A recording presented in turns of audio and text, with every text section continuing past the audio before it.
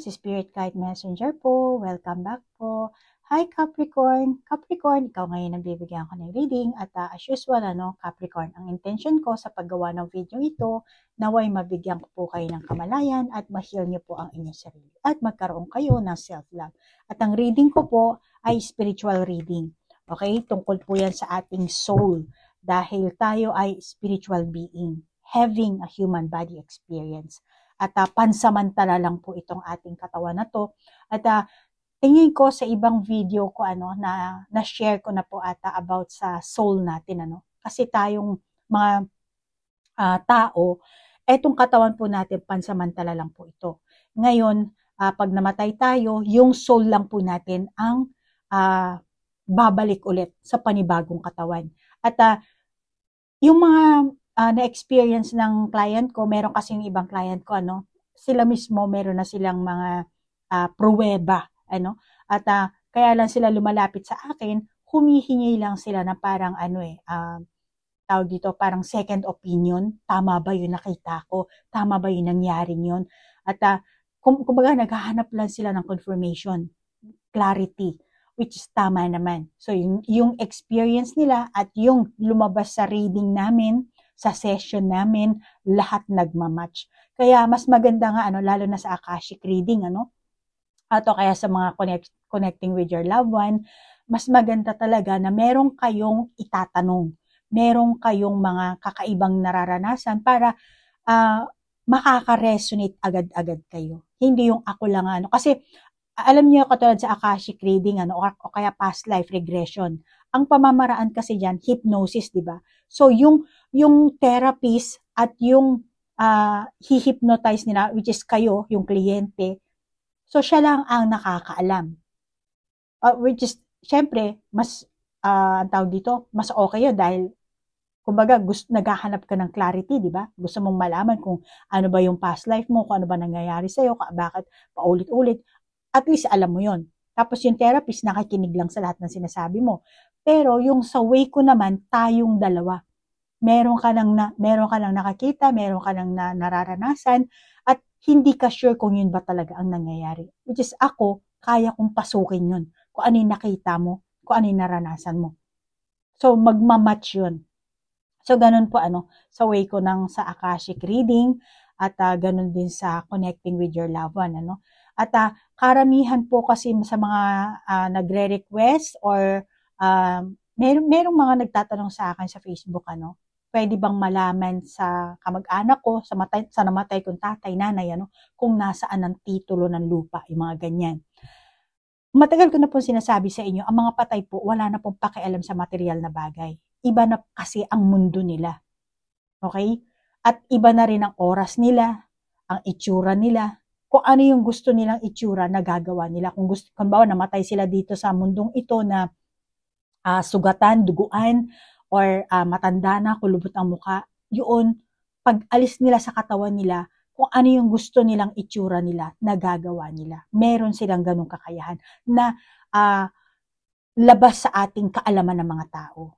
Ako alam ko yun dahil nakakita ko sila, nakakausap ko sila. Pero kayo, na wala kayong spiritual eye, kahit yung mga third eye, kasi yung ibang mga third eye, mababa ang vibration frequency. Kaya sa Akashic reading, hindi nila nagagawa yan dahil kailangan mataas talaga ang vibration frequency mo. Okay? So, ganun po yun, So, ngayon, Capricorn, alamin natin, pasensya na, humaba ang ating intro. Aalamin natin kung ano ang parating sa'yo this coming April. Okay? And, ayan na, may lumabas na. Mamaya na natin open. And kung may karelasyon ka, kung ano man ang gender mo, kung ilang taong ka na, ikaw nang bahalang mag-adjust.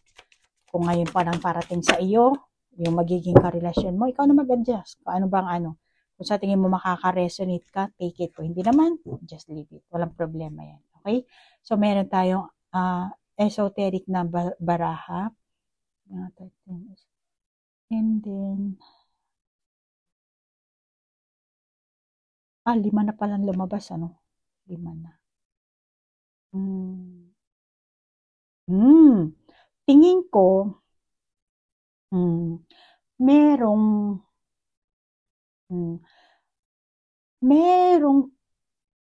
taong malapit sa'yo, maaaring karelasyon mo to, or kung sinasabi mo wala ka pang karelasyon, or malapit lang sa'yo itong taon to.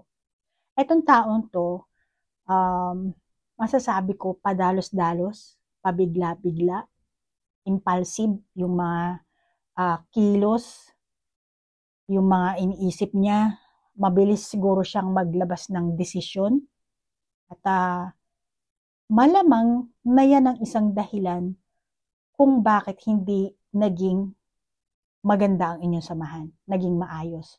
Or maaring ikaw din mismo, meron kayong parehong ganitong klaseng pag-uugali. Okay, maaring nagagaya mo siya or nagagaya ka niya.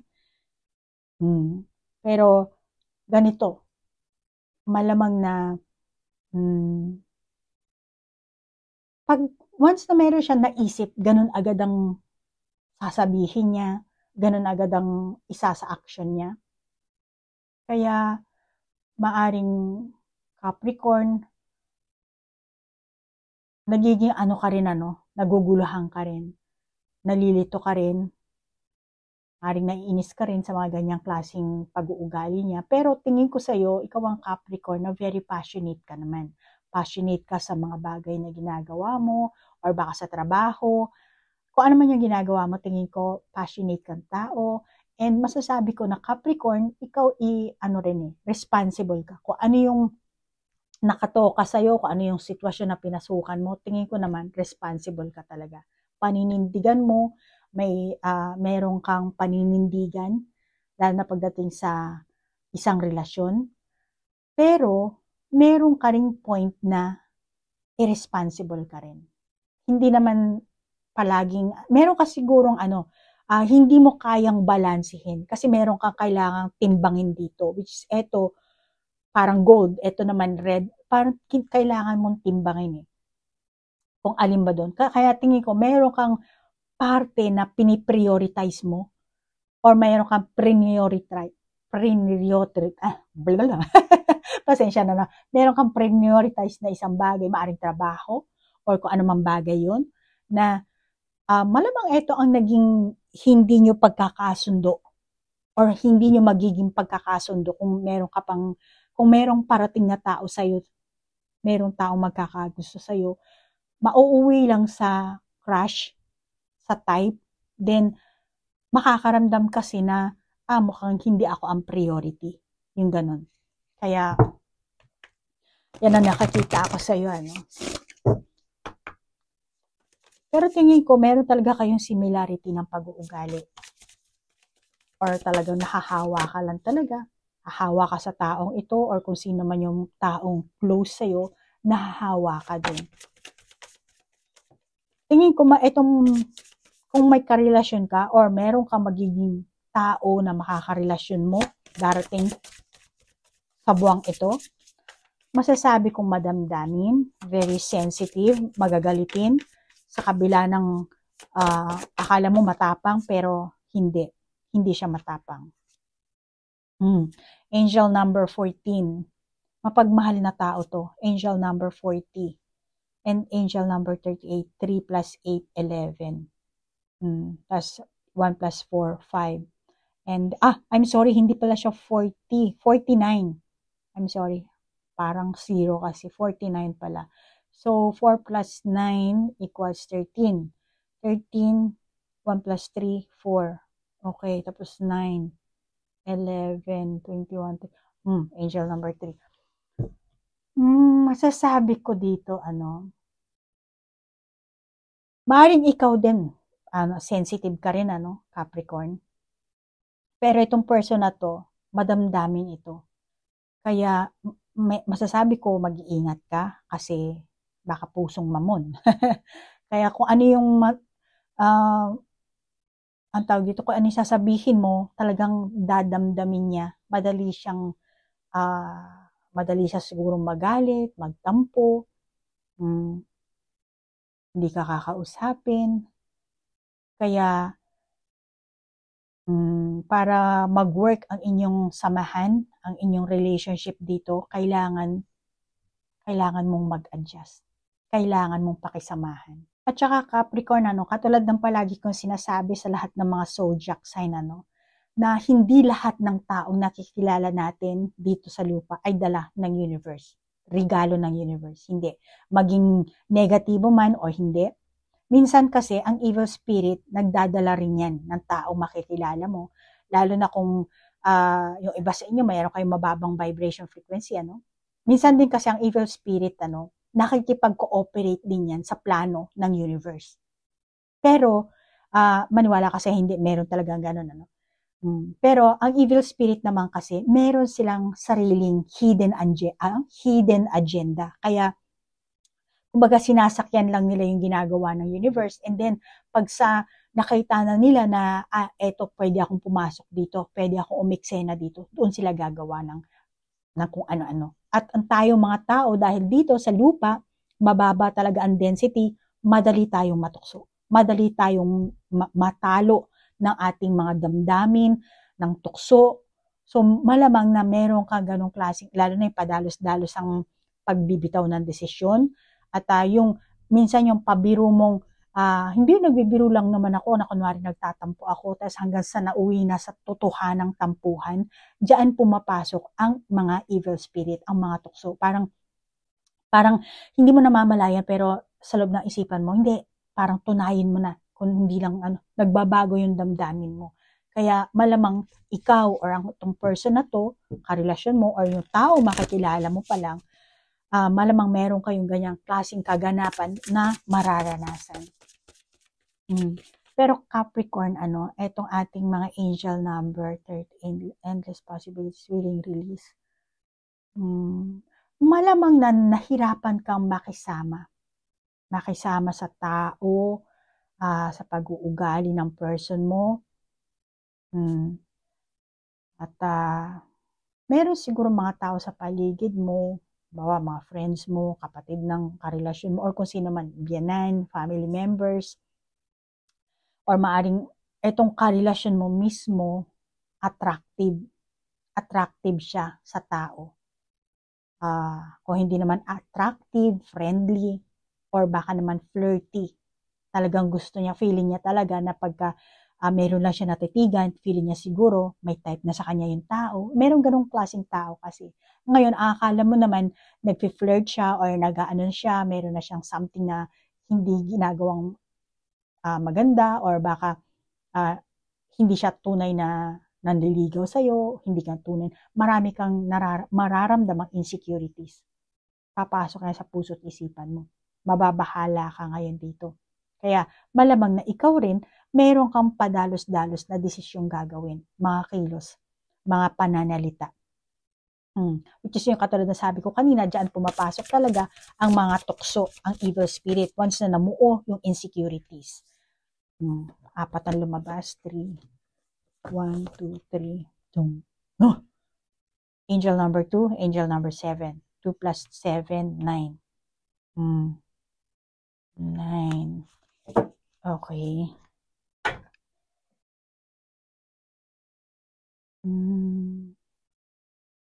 Dahil nga sa itong person na to, meron siyang ganyang klaseng ugali, maring friendly, maring flirty, maring talagang attractive talaga. Then, sinasabi ng angel number na to, na malamang na madali siyang matukso, madali siyang pasukin ng tukso. Kasi ganyan nga ang mga evil spirit, kapag nakahanap sila ng butas, doon sila talaga papasok. So malamang na siya, meron siyang gagawin, meron siyang mga kilos na desisyon na gagawin, at ikaw naman doon lalabas ang insecurities mo, ang pagkabahala mo. Kaya mukhang hindi maganda atong mangyayari sa iyo dito. Kaya sinasabi, a deep breath. Pero tingin ko sa iyo, may takot ka ring ma-reject, May takot ka na, meron kang kinakatakutan dito, ang dami. Ito yung unang bumagsak, angel number 10, 1, 2, 3. Oh, lahat na to kuhanin natin. Pero unahin natin to angel number 30. 49, 49, 49, which is 13, 13. Angel number 13, observer. And then, angel number 34, 3 plus 4, 7. Angel number 77, angel number 8. Okay. Alam mo, Capricorn, merong time na talagang nababahala ka. Pero tingin ko, kung may karelasyon ka, mahal ka naman itong karelasyon mo. Maaring, meron siyang point na gusto niya mag-reach out sa'yo, gusto niya ipakita ang pagmamahal niya sa'yo. Kaya lang siguro, Capricorn, ikaw namumuo yung insecurities mo, namumuo yung galit mo, sama ng loob mo, meron kang mga negative na iniisip. Kaya, etong person mo, maaring, oo, padalos-dalos siya sa mga sinasabi niya, or ikaw rin, pagka padalos-dalos ka rin. Pero, inoobserbahan ka rin ng person mong ito. Parang pinapanood niya na, eto yung nagawa ko, eto yung naging reaction mo, pero mahal ka naman itong taong to.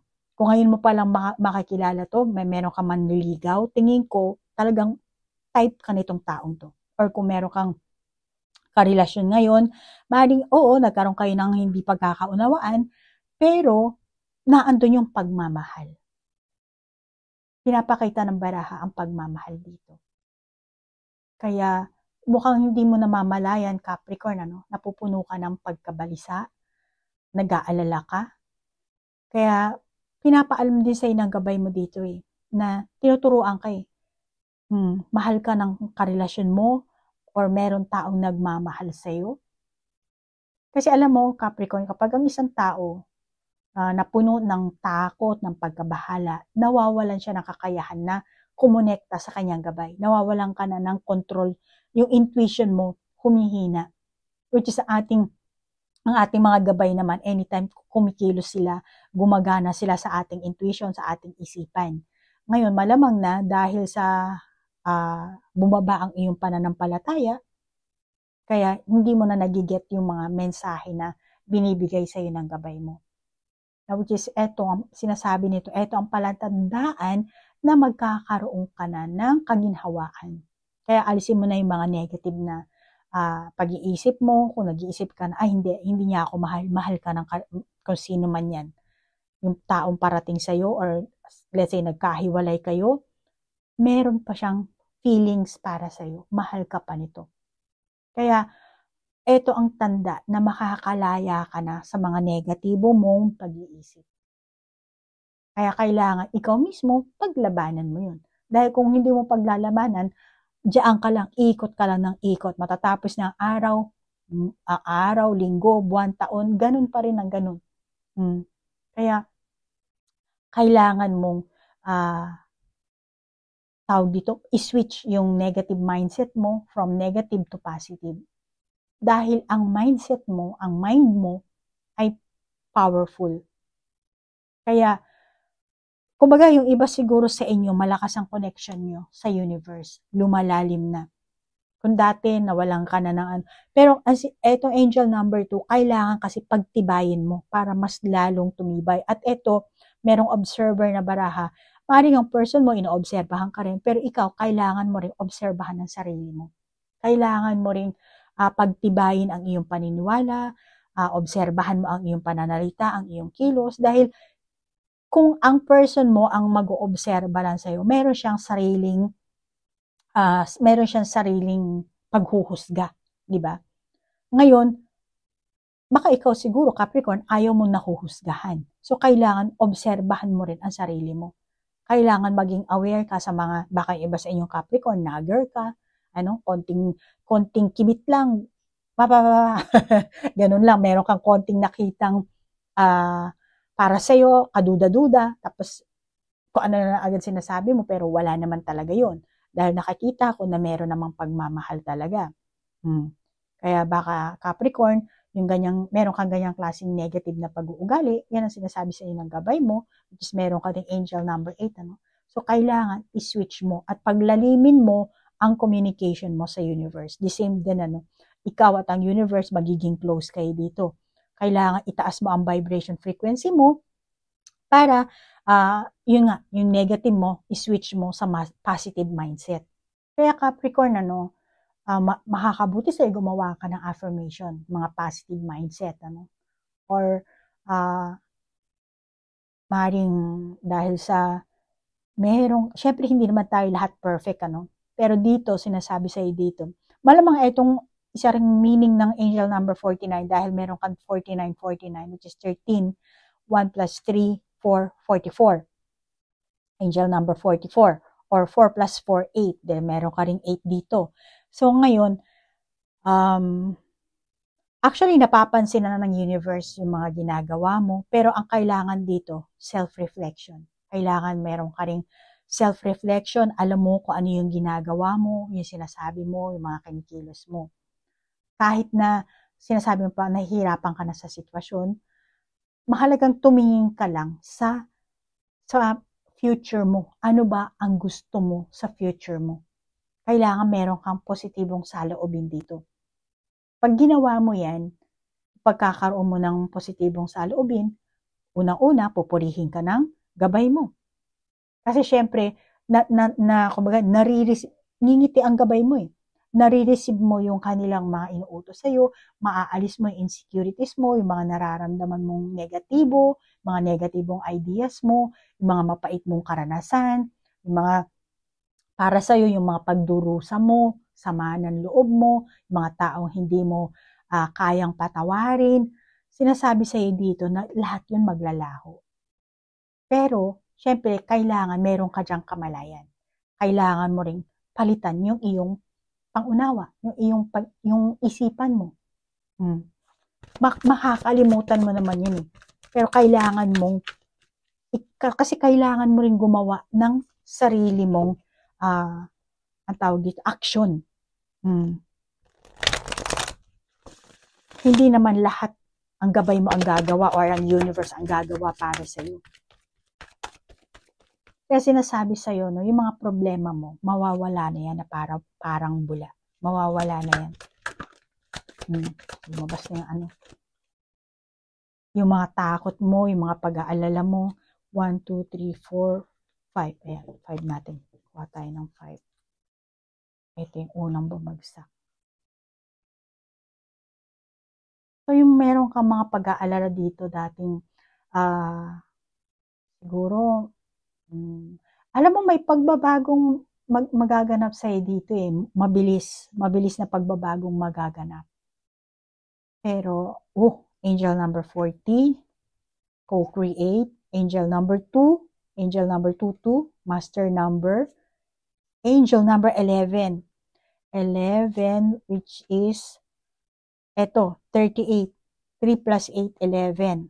Then, meron kang angel number 11. 11, 22, 26, 2 plus 6, 8. And then, 29.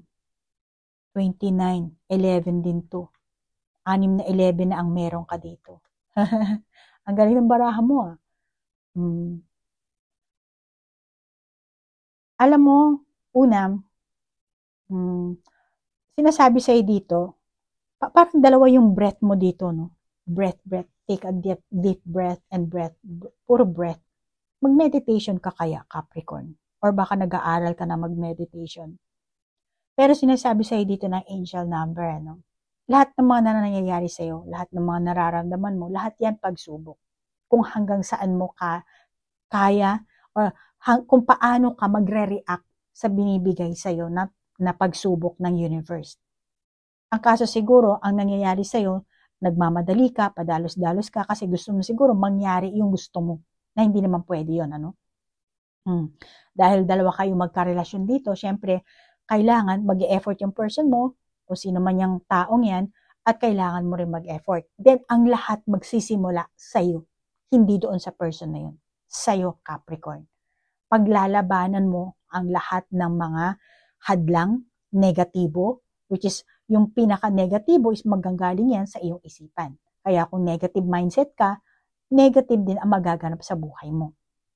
Kung sa tingin mo, sa past na ilang buwan, taon, na puro pagdurusa ka, puro kamalasan ng nangyayari sa'yo, dahil yung isipan mo, yun ang ina-attract.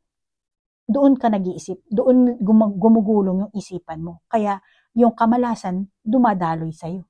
Pero Capricorn, yung mga kaganapan na nangyari sa iyo sa mga nakaraan na kahit sabihin mo grabe yung paghihirap na naranasan ko, ganyan-ganyan, naloko ako, or kung ano-ano man yun, pagsubok yun. Kung hanggang saan mo kayang gawin, kung hanggang saan mo kayang lampasan, kung hanggang saan mo kaya pakisamahan yung person mo, mapaglabanan yung mga hadlang sa inyong relasyon, sa inyong samahan, sa mismong buhay mo.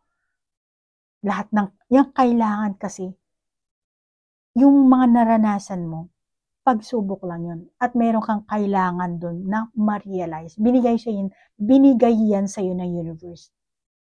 Hindi ka naman bibigyan ng universe ng mga problema na hindi mo kayang lutasin. Lahat yun orchestrated na. May kakayahan ka. Kasi, kailangan mong mag-grow. Ikaw, bilang isang tao, pati na rin yung soul mo. Kailangan mo rin mag-grow ng soul mo. Para magkaroon ka ng, kasi yan naman ang pinaka-purpose natin dito sa mundo. Kaya wag mo sasabihin na wala akong mission. Ano ba ang purpose ko dito? Unang-una, ang purpose mo dito para makaranas ka. Maranasan mo bilang isang tao, yung mga kaganapan na meron dito sa lupa, yun. Okay? Kaya huwag mo sasabihin na wala kang purpose, wala kang mission. Parang, nandito lang ako sa lupa dahil ganito, ganun. No, lahat tayo merong purpose. At ang lahat ng mga nararanasan mo, meron ding dahilan yan.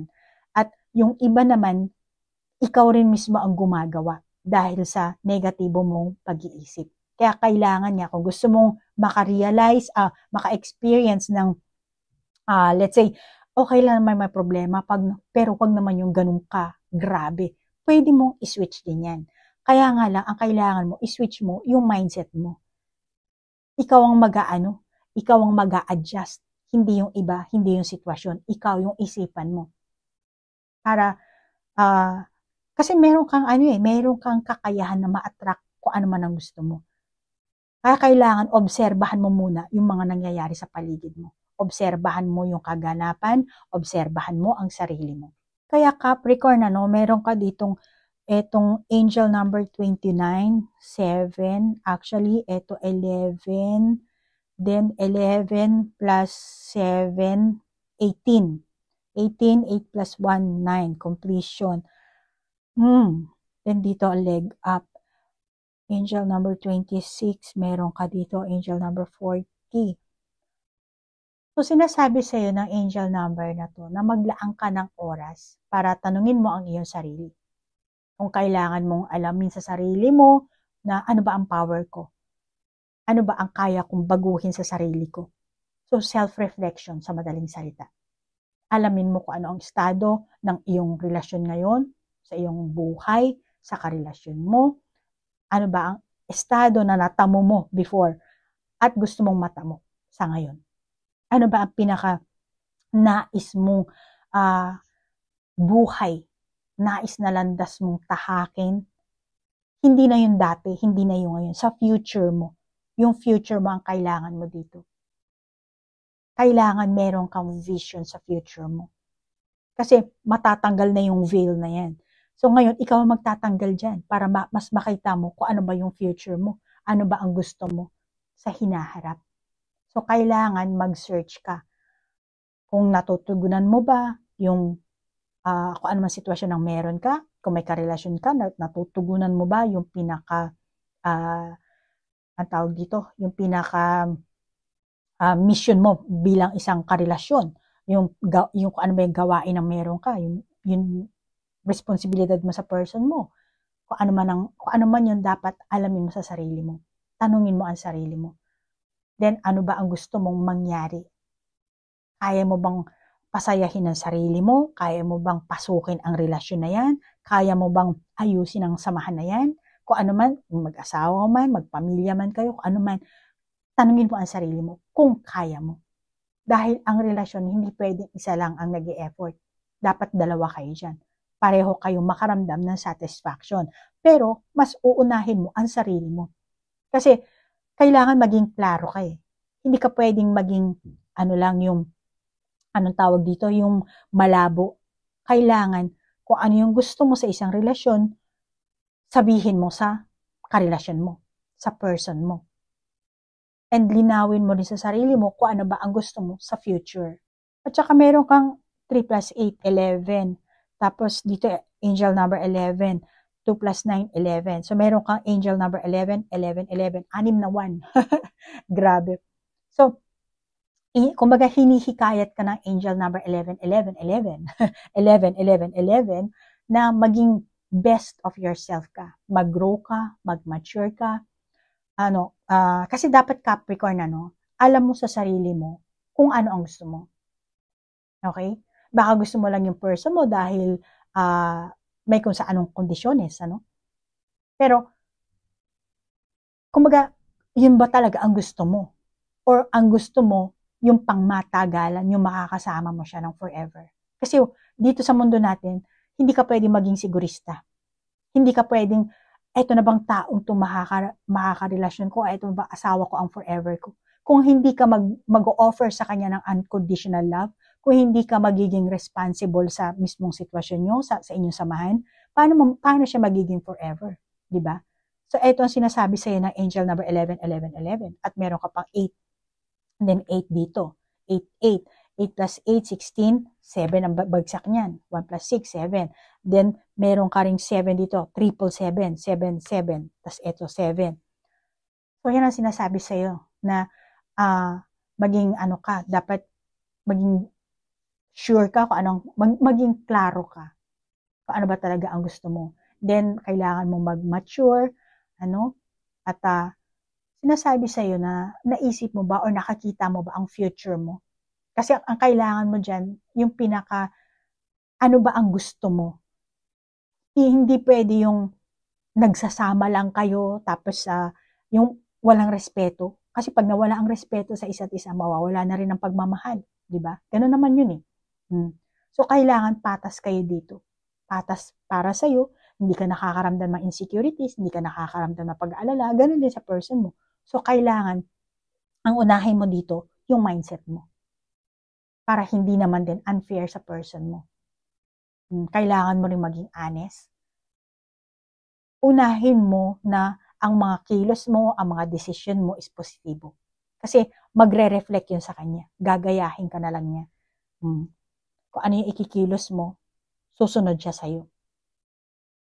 Kaya kung ano yung naiisip mo sa future, kailangan i-voice out mo sa kanya.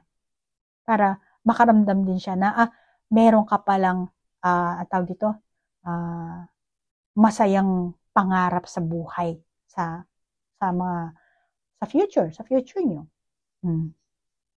At kung ikaw ang Capricorn na umaasa na magkakaayos kayo ng person mo or magiging masaya ang love life nyo, sinasabi naman sa'yo ng angel number dito, lahat yan. Magiging masaya ka, magiging magkakasundo kayo, magkakaayos kayo, magiging tahimik naman kahit na sa kabila ng mayroon pa ring pagsubok kayong mararanasan, ma-overcome niya yan. Alisin nyo nga lang yung mindset na pag-aalinlangan. Pero sinasabi sa'yo dito, kaya meron ka ditong TikTok angel number 30. Ito na ang oras mo para gawin mo makatotohanan ang lahat ng mga pangarap mo. Ang gusto mo sa isang buhay mo, sa mismong buhay mo, unahin mo yan. Ano ba ang gusto mo sa buhay mo? Ngayon, kung may karelasyon ka, ano ba ang gusto mo sa karelasyon mo? Kung meron kang crush, meron naniligaw, ano ba ang gusto mong mangyari ng magiging kalalabasan niyo? So eto na ang divine timing mo. Kung ano yung pangarap mo, kung ano yung gusto mo, ibibigay sa'yo ng universe. Pero ang kailangan mo nga lang, i-switch mo yung negative mindset mo sa positive mindset. Alisin mo yung pag-aalinlangan mo, yung takot mo, yung insecurities mo, yung kulang mo sa paniniwala. Kasi pag ganun yun pagka wala kang self-confidence, lumalabas yung insecurities mo. So, pag lumabas yan, siyempre, gulo ang niya kung may karelasyon ka. Tsaka dito meron kang angel number 38 which is endless possibilities. Then 49, 49, angel number. So, sinasabi sa'yo ng angel number na to, malaki ang posibilidad na mangyaring magbago ang buhay mo. Nang ayon sa gusto mo, ha? So, malamang this month of April, magiging maligaya ka, masaganang buhay, may darating sa yung, let's say, naghahanap ka ng makakarelasyon. So, merong ibibigay sa'yo ang universe, merong kang taong makikilala, kasi endless possibilities ka nga, no? Let's say, dati nagkahiwalay na kami ng person ko, ngayon, free na ako, gusto ko na makapagrelasyon. So, meron darating sa'yo. Malaki ang posibilidad na magbago talaga ang buhay mo sa mga taong makikilala mo this month. Or kung meron ka ng karelasyon ngayon, yung pagbabago ng iyong mindset. Yan din ang magiging way para matamo mo yung panibagong buhay mo, panibagong magiging masaganang buhay, maligayang buhay, happy. Eto, meron kang angel number 26. So, happy life. Meron kang angel number 11 din dito, ano. So, darating yun nga lang, ano, sinasabi kasi dito sa'yo na, Capricorn, it's a matter of your belief. Depende kasi yan. Kung nayayanig ang paniniwala mo, kung mahina ang pundasyon mo, then, lalayo sa'yo ang abundance. Hindi mo matatamo ang abundance galing sa universe. Pero kung, ang tawag dito, talagang bibigyan mo ng clarity, magiging concrete ka, i-switch mo ang mindset mo sa positive mindset, then, magfo-focus ka sa magandang buhay, magfo-focus ka lang sa positibong kaganapan, panigurado, matatamo mo itong abundance ng universe. At ang abundance ng universe, marami yan ha. Sari-sari yan. At nasabi ko kanina kasi endless possibilities. Kung dati matagal kang walang nanligaw sa'yo, bibigay sa'yo ng maghahatid sa'yo ang universe na tao na manliligaw sa'yo or meron ka makakitang tao na type mo. Na feeling mo, magkiklik ang inyong samahan or baka instantly ma-fall in love ka dito or merong financial blessing kung mag-asawa na kayo, blessing sa inyong pamilya or kung anong klaseng milagro, restoration, marami ang abundance na kaya nga sinasabi 'di ba sa Biblia, marami talagang ibibigay ang Panginoon sa atin, ano. Ang kailangan nga lang natin maging open tayo kay Lord para matamo natin kung ano ba yung ibinibigay sa atin ng universe, ng langit, ano. Pero para matamo mo yan, kailangan, syempre, magkaroon ka ng positive mindset. Kaya nga sabi ko kasi, gumawa ka ng affirmation, positive statement, para magkaroon ka ng lakas ng loob. Kasi pag paulit-ulit mo sinasabi na matapang ako, mas maligaya ako, masaya ako, kontento na ako, nababaon yan sa loob ng isipan mo. Kaya napapaniwala, hindi naman placebo effect, pero napapaniwala mo ang sarili mo na masaya ka, maligaya ka. Okay? Huwag ka nga lang masyadong, yung over self-desire. Kasi diyan papasok ang mga evil spirit. Ano? Kaya, paglalimin mo ang connection mo sa Panginoon. Dahil andito yung mga butas, andito, kumbaga sususian mo na lang yan para mag-open. Ito rin, meron din dito. So, ikaw ang susi. At ito na ang panahon, ito na ang oras. Ibibigay sa iyo ng universe, restoration, miracle, abundance na ibibigay. Kaya sinasabi sa iyo ng mga angel number, kailangan mo talaga ng lakas ng loob para tumingin ka ng tapat sa sarili mo at sagutin ang sarili mong tanong, ganun din sa person mo, at mag-focus ka lang sa masayang buhay, sa nais mong buhay, sa nais mong relasyon, nais mong matamo. At maging positibo ka sa pananalita mo, sa mga kilos mo, baguhin mo ang mindset mo. Dapat kung nagsimula ka ng gumawa ng affirmation, ipagpatuloy mo yan. Kung hindi ka pa gumagawa, gumawa ka na. Okay? Para maakit mo yung sarili mong opportunities. Dahil sinasabi dito ng angel number 38, endless possibilities.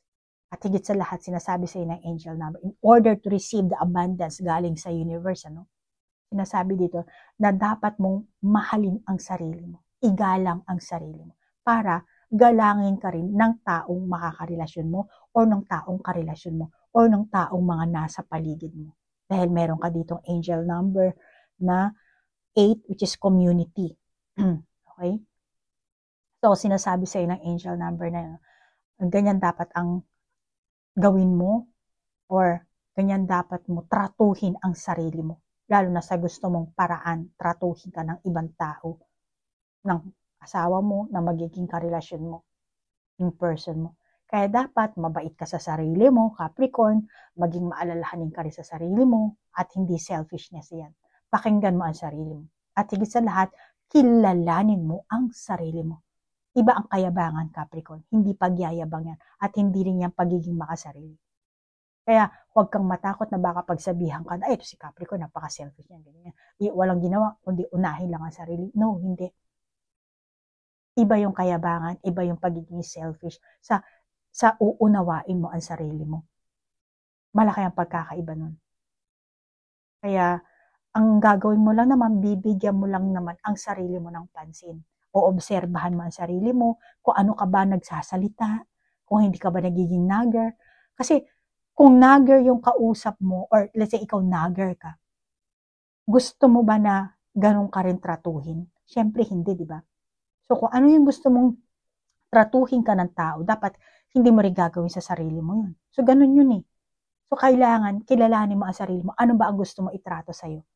Then, kung ano yung gusto mo itrato sa sarili mo, yun din ang magiging reflection sa mga tao sa kapaligiran mo.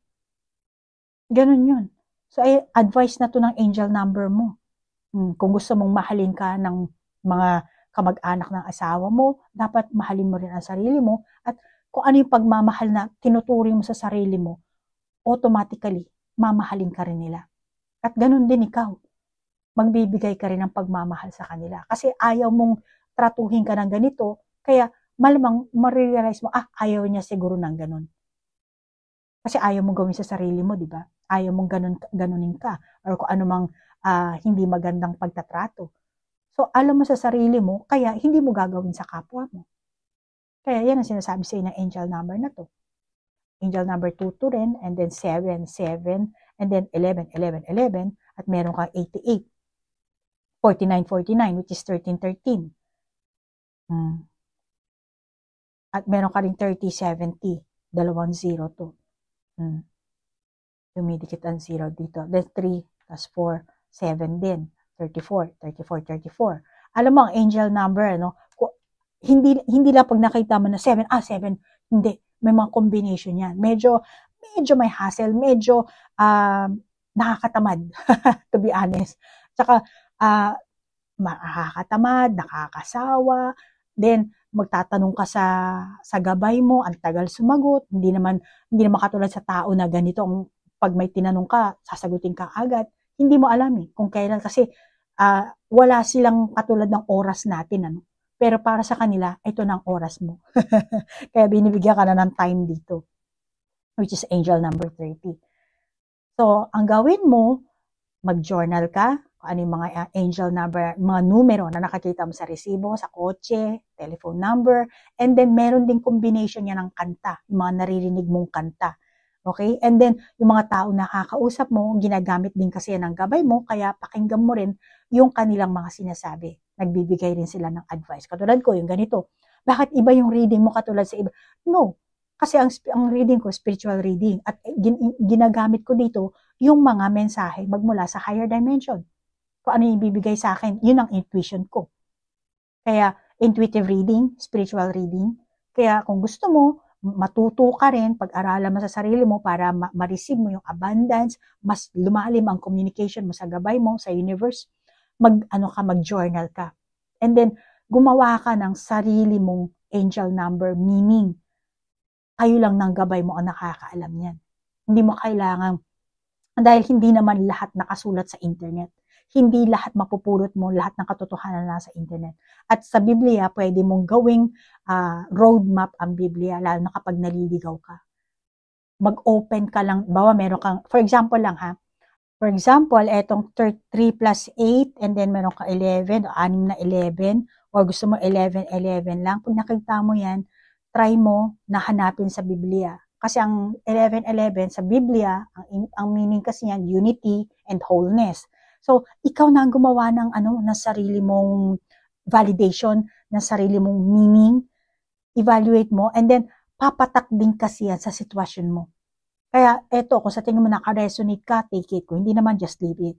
Pero may mga payo din dito kasi ang mga baraha mo, Capricorn, Kung sa tingin mo, ay, eto maganda to, magandang mensahe to, eto maganda, isulat mo. Para next time, pagka chichikin mo, nakita mo na naman, angel number 22, master number, ano nga bang meaning yan? Tapos, chichikin mo yung journal mo, doon mo malalaman, eto pala ang gusto sabihin ng gabay ko. Eto pala ang sign ng universe. Ganun yun, ano? At saka lalo na kung bawa gusto mo ng, let's say, gusto mong manalo sa lottery. Ganun din, gamitin mo ang angel number. Eto, meron ka 272. May mga nakatago kasi dyan sa angel number. At saka meron ka rin panaginip. Kaya, i-ano mo rin yan. Lahat i-journal mo. Lalo na kung ikaw ang Capricorn na tinatahak mo ang mundo ng spirituality. Pero kung hindi naman, tinatamad ka, okay lang yun. kung ano lang yung sinabi ng barahay, doon ka na lang. Okay? So, walang ano yan, kung ano naka-resonate ka, take it. Kung hindi naman, just leave it. Kung meron ka sariling validation sa mga angel number, then ikaw na lang ang mag-validate na sa sarili mo. Kasi ikaw lang ang nakakaalam ng sitwasyon mo. Kasi general naman to, Okay? So, Capricorn, maraming salamat sa oras na inilaan mo sa like, share, and comment. At hanggang dito na lang. Namaste po. Bye-bye.